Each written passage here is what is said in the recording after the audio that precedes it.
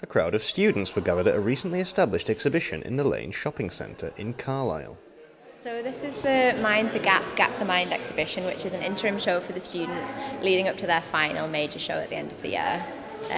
So it's basically a showcase of what they've been working on, covering all the disciplines within the course. So it's fine art, fashion and textiles, visual communications, so graphics and illustration, and also 3D, so that's architecture, interior, set design. So it's very eclectic and just basically a chance for students to try things out and have their work presented in this context where the public can interact with it as well. The idea behind the curious name for the exhibition comes from its planning and its setting. Yeah, so the idea with Mind the Gap, Gap the Mind was that it's kind of this space in between. So it's this idea of creation being the space in between the conception of an idea and then the realisation of it. And also, I suppose, within this sort of shopping centre environment, it's this gap between sort of commercial ideas of the city centre and all that kind of thing. So a kind of pause for a cultural experience in the centre of town as well. The students are on a course run in conjunction with UAL, who serve as the awarding body.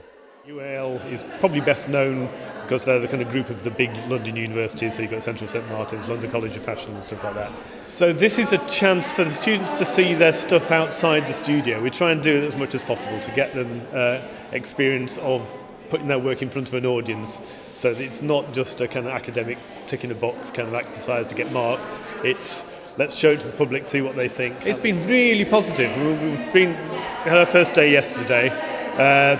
What's been really nice is that the people who've come have kind of stuck around and really taken it in. So instead of just kind of like pop in, ooh, what's that, and then pop out again, it's been, okay, what's that about? Can I talk to the students? The college believes that the work is representative of a thriving Carlisle art scene. This is quite a buzzing city, but it just doesn't make a big song and dance about it. It tends to kind of happen in the little margins, and you have to kind of seek it out. I think one of the great things about doing art in any kind in Carlisle is that it's not kind of easy. It's not Manchester and it's not Leeds or London. Nobody cares whether you do it or not. So if you do it, it kind of has to sell itself. It has to work harder. And I think that's actually a good thing for the art. I think it makes better art. We spoke to some of the students about how they felt that their art was on display for the public to see.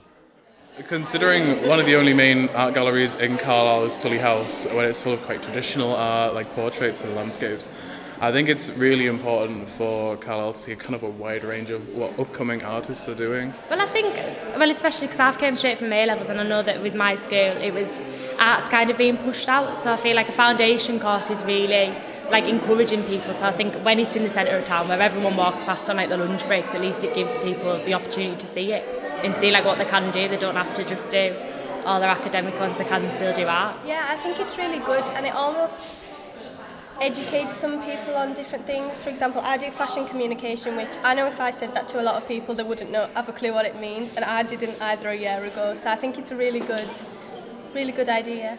There isn't that many opportunities for people to just walk in, and then it's in a place where it's quite open as well, which people are quite nosy around here, so they will pop their head in. And some of the art is even reaching further afield than just Cumbria, travelling to other continents. Yeah, these were a commission piece as well for a bar in Tokyo called Lighthouse Kokobunji for an LGBT night there. Apparently the one at the bottom doesn't directly translate into what it says. Instead of it saying hot stuff, it says things are a source of heat, which is, it works. The gallery showcased some of the best the up-and-coming artists had to offer, and is providing busy Cumbrians with somewhere to take a break from their shopping list. Kieran McFudgeon, That's TV.